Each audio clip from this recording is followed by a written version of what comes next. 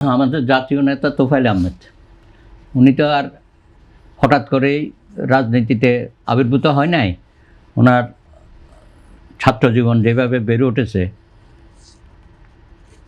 ওই সময়ে তিনি নেতৃত্ব দেওয়ার যোগ্যতা অর্জন করেছে। উনি তো একটা কলেজের ভিপি ছিল, বিএম কলেজে।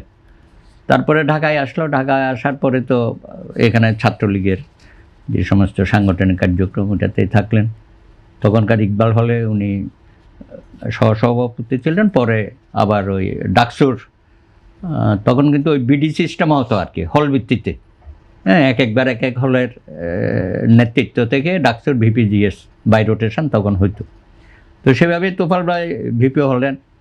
আর আসমা আব্দুর রউফ হলেন ডাকসুর প্রথম নির্বাচিত, সকল ছাত্রদের ভোটে নির্বাচিত সহসভাপতি ভিপি।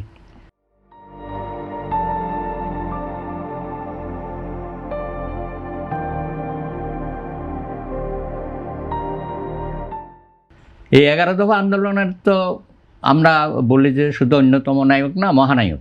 তার সাথে যারা ছিলেন, ধরেন সাইফুদ্দিন আহমেদ মানিক ছাত্র ইউনিয়নের, তিনিও প্রয়াত হয়েছেন। শামসুদ্দোহা কয়দিন আগে তিনিও ইন্তেকাল করেছেন। আর আব্দুর রউফ ছাত্রলীগের সভাপতি ছিল।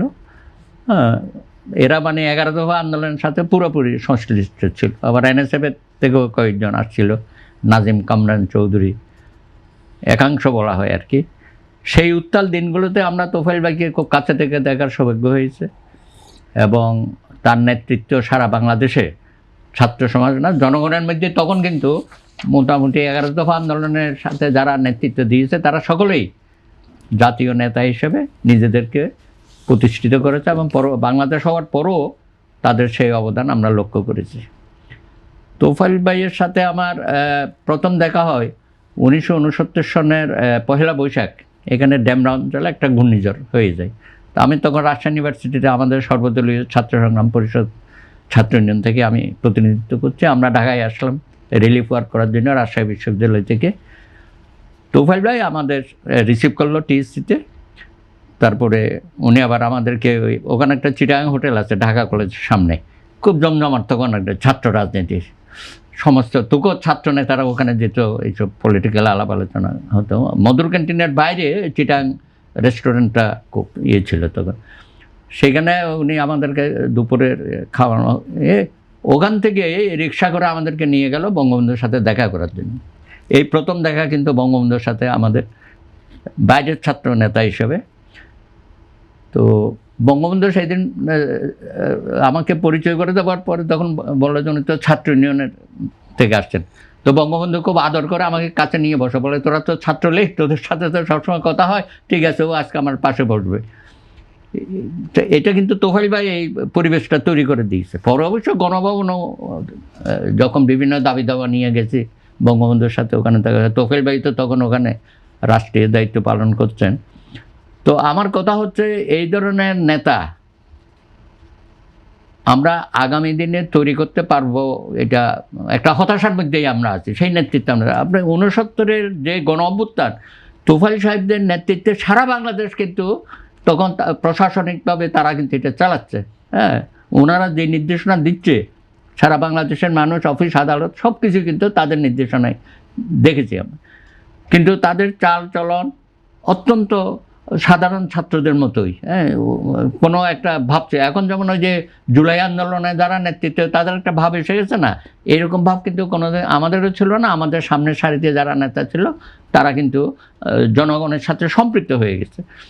আজকে তোফায়েল ভাইয়ের এই মৃত্যুটাকে আসলে আমরা তো নানানভাবে আলোচনা করতে পারি।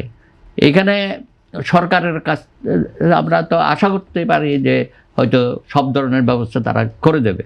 এমনকি আজকে শহীদ মিনারও আমরা তাকে দিতে পারলাম না, শ্রদ্ধার্ঘ্য। ওখানে যদি দিতে পারতাম তাহলে হয়তো আরও হাজার হাজার লক্ষ লক্ষ লোক অংশগ্রহণ করতে পারে। তারপরেও তাকওয়া মসজিদের ওখানে কিছু জানাজা হয়ে প্রচুর লোক হয়েছে।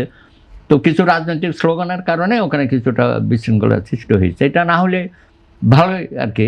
আর ঢাকা শহরে আরেকটা, কেন উনি ডাকসুর বিপি, তাই না? তো এটা কেন এই ইউনিভার্সিটির মসজিদে কেন হবে না?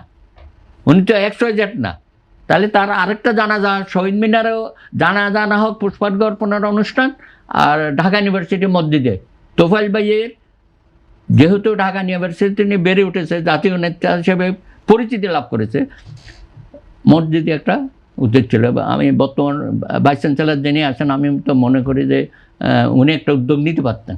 এটা ফ্যামিলি থেকে যোগাযোগ করতে হবে এমন তো না, তাই না?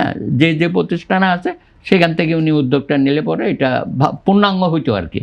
তারপরেও ভোলাতে যা হয়েছে মানে আমি তো লাখ ছাড়িয়ে গেছে, আমি একটা দেখছি তো প্রচুর লোকজন গেছে এবং আশেপাশের জেলা থেকেও গেছে কিন্তু, এবং অনেক বিএনপির নেতা এই বরিশাল, আপনার এই ফিরোজপুর, বরগুনা, এখান থেকে কিন্তু বিএনপি, আওয়ামী লীগের লোক তো গেছেই, বিএনপির নেতারাও কিন্তু সেখানে অংশগ্রহণ করেছে।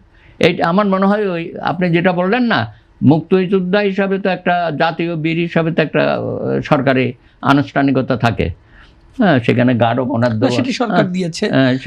আমি আবার আরো অনেক কিছু করতে পারতো, অনেক কিছু করতে পারতো।